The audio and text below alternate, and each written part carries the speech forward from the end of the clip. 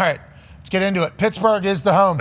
Yep. Okay. Of the greatest baseball player of all time. Yes. You can look at stats, because that's what baseball is stats. Mm-hmm. The greatest baseball player of all time played in Pittsburgh, Pennsylvania. Mm-hmm. Where's he currently laying resting as a dead man? Oh, he's in Allegheny Cemetery. Pittsburgh, Pennsylvania. Pittsburgh is the home of baseball, is basically what everybody's saying. And the MLB has made a decision to add statistics from a league that happened in the United States of America back in the 30s that white people were not allowed in. It was called the Negro League. It was kind of like the opposite. We weren't allowed in. Y'all league? Y'all. I didn't do any of this. I didn't watch baseball. Kind of a Nobody in my Pittsburgh. You want to talk about heritage? Gentleman's agreement. Pittsburgh, we're like, we wanted a team in Pittsburgh. Yeah. That's why we had the Homestead Grays. That obviously I've been a fan of since I was a kid. Tim and Sally McAfee used to tell me stories about the Homestead Grays and what they did for Pittsburgh. And Josh Gibson, the greatest baseball player ever. This is Josh. Yep. Born in Georgia, became a Yenzer, though. Okay, played for the Homestead Grays, buried there. He's the greatest baseball player to ever hold a bat. Okay, that's just what stats say. That's what MLB says. He played in a league. I'm not allowed to say it. I'm not allowed to say the name of the league. The name of the league. Yeah, Name of the league. you can't. Negro You didn't. If you named the league, then maybe you wouldn't be allowed to. But you did it. It's uncomfortable every time. Yeah. Because when they were playing in the Negro League, it's because the whites were assholes. Basically. So Josh Gibson. For sure. So there's a lot of those stories throughout the history of the world, from what I'm learning, and we have learned, and as it continues to go. Josh Gibson, did he ever get to play in the MLB after playing? No. He died very young. He had a brain tumor. So he died, I think, when he was like 45. I think 35. Yeah, it might have been 35. Yeah. Satchel Paige was like another one of like the biggest stars from the Negro Leagues, and he eventually did get to play in the MLB, but most of these guys never got to actually play in the MLB. I did do research too. The year he died, Jackie Robinson, he got into the MLB, to the league. Okay, and the brain, which is obviously massive, the brain thing, I think he was told he could get it fixed, right, at one point? Yeah, they could remove the tumor, and he pretty much said, like, nah, I'm not having brain surgery. All right, I'll just deal with the headaches. I think he went back and played again, and then eventually he died from a brain tumor. So the brain surgery, he was worried he wouldn't be able to get as much contact on the ball. Probably, maybe reduces, hand-eye coordination, bat speed, all that kind of stuff. Different back head. Yeah, 372 career batting average. He's in the Buccos Hall of Fame, too. Is he? Damn right. Hell yeah. See? Pittsburgh's been doing it right this whole time. Mm-hmm. Well. 72, he went to Baseball Hall of Fame, right? Yep. Mm-hmm. In Cooperstown. Greatest of all time. Guys from Pittsburgh. Ladies and gentlemen, joining us now with more information. MLB insider for Yahoo Sports. He's an analyst on Apple TV. Hey, how you doing? Keep it moving. Apple TV's on live sports. We like that. Yep. And then also the MLB Network. Ladies and gentlemen, Russell Dorsey. Hey, Russell! How you doing, Russ? What's going on, guys? How we feeling? Good. Can I call you Russ? Russell, full name, like Pat, Patrick, Matt, Matthew. Are you Russ is good? Russ is good. I know my mom's watching, and she's cool with both. Okay, shout out Mama Dorsey. Russ is killing it, obviously, in life and on the program. So there was a league that was all black players named the Negro Leagues. Okay, so just so we get, I'm allowed to say that. How's this go? You're good, dog. That's what he said. That's what Terry said. That's what Pac-Man said. That's what Dirty said. You never double check enough. Yeah, just want to make sure. Because once it goes, it's gone forever. Bingo. And it's the official name, buddy. You're good.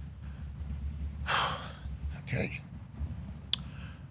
The Negro Leagues are now officially a part of the MLB stats. And what we are learning is that the greatest baseball player of all time is from Pittsburgh, from the Homestead Grays, Josh Gibson. Is this how we need to start talking? And how do we get to this point? Russ, I know you've been covering it in depthly over the last, couple months? How long has this kind of been coming to fruition?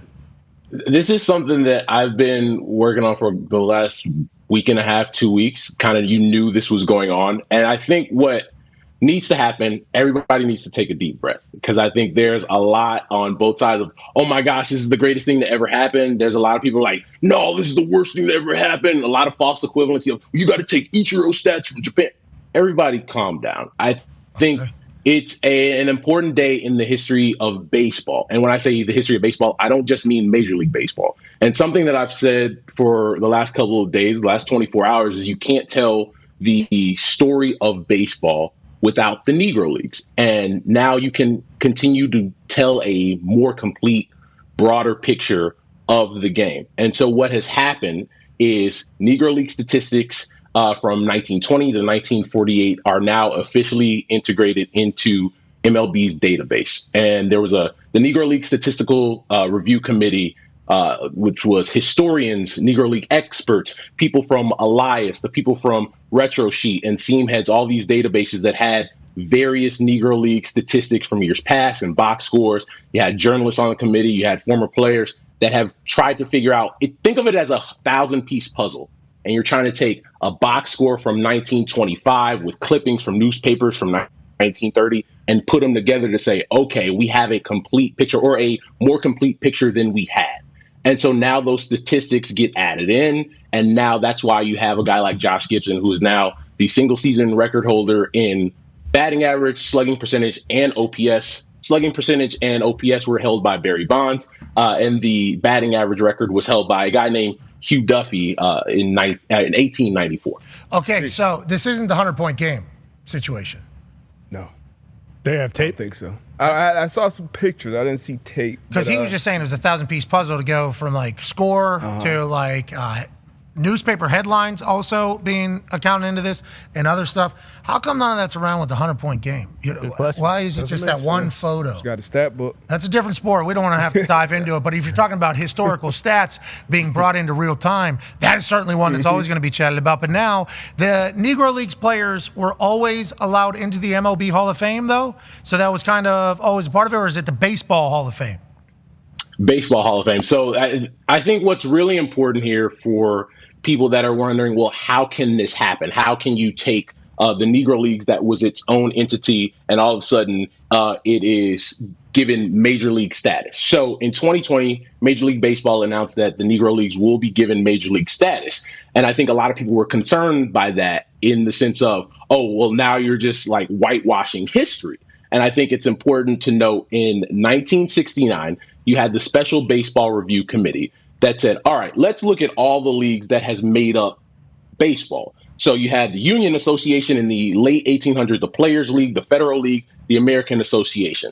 In 1969, that committee said, okay, all of these leagues will be given major league status. They also said that no special asterisk or no special grouping will be given. That's why you had a guy like Hugh Duffy, who was the single season record holder in batting average, even though he played in the Players League and the Federal League and the American Association. So for all those people saying, well, how can you do this? How can Josh Gibson shoot up the leaderboards? Well, it had already happened. Nobody realized it, though. And so this is something where the new committee, the Negro League Statistical Review Committee, says, well, that committee said that there will be no special asterisk code. So you can't all of a sudden say, now we need to have a special asterisk over here now that the Negro League statistics are integrated.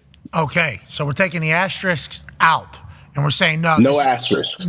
We don't want any of those asterisks whenever we're talking about the history of baseball. And now we have the main stat database adding a league that, from the way you're talking about it, has always been considered incredibly important to the development of the sport and to the MLB. Go ahead, Ty. Yeah, Russell, I know the MLB has always done stuff to kind of highlight pieces of the Negro Leagues, and we know like certain players and everything. He's allowed like to just say that, huh? That's me just seeing him say it there. I didn't see me say it, but I just saw it happen right there. Bothered you a little It's a name. It's just, I just Negro got like League. uncomfortable for him. Like as it was coming out of his mouth, I'm like, whoa, you know? I'm learning too. It's not the other word, Pat. You're good. A lot of Negro League jerseys I got to go buy. Yeah, exactly. Me Well, too. Homestead Gray's being But the that's first one. kind of been like the only thing the MLB has done is like they have like the throwback jerseys and obviously there's the Hall of Fame and all that kind of stuff. But like, are they planning to do anything more to highlight kind of all these people who most people have never heard of? So this in 3 months from now, it's not just like, oh, we already did the thing with the Negro Leagues where we let their stats be known, but where they kind of just like put a pin in it and then say they're done with it. Like, is there any plans in the future to kind of highlight more of this stuff or not really?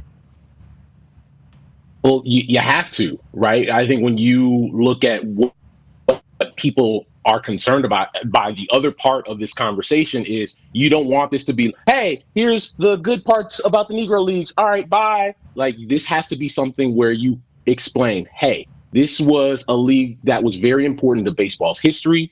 they had to be separate because we did not allow them at a time in our country's history where, black players were not allowed to play Major League Baseball. You have to They're all in them. and you don't just hide behind, oh, well, they're part of Major League historical record now. Like, you have to get out in front of it and say, hey, this was a time in our history where black players were not allowed to play Major League Baseball. And we have to stand by that. And we're trying to right this wrong and say, no, they should have been part of that 1969 committee where all these other leagues, where all these other players are now shooting up leaderboards and are part of, in the Hall of Fame that played in 1894, 1895, 1880. Those guys got considered as major league status. And so the Negro Leagues will now be part of Major League Baseball's historical record. And so you can't hide. You can't hide from it because there are a lot of people out there that are going to say, hey, are you hiding from your history? You have to tell the complete history. You can't just tell the good parts about it. You have to tell the whole story. Yeah, and I'm excited to learn more, and I'm definitely getting a Homestead Gray shirt for sure. And whenever they have the Josh Gibson bobble bat night, I'll be there for that as well. Guy could swing some good wood. Mm-hmm. Guy could swing some good wood. Festival. Not only in the Negro Leagues, which every time it comes out of my mouth, I feel like it's my last words on television. But also, if he got a chance in the MLB, and if he would have got that brain surgery, there's a chance. Yeah. Who knows goes forward. Hey, we can't thank you enough for your work, brother. Nice meeting you. Thank you, guys. Appreciate it. Ladies and gentlemen, Russell Dorsey. Yeah, Ross. Came out of your mouth. I was watching. I thought you were dead. It was like when Reese was like, "Hey, I have these Lank shirts," and I'm like, "Don't, Reese, Reese." That's how I felt with you there. But I guess that's on us. Yeah, I mean, there's no other name for it. That is the name. That's how everyone there's no other.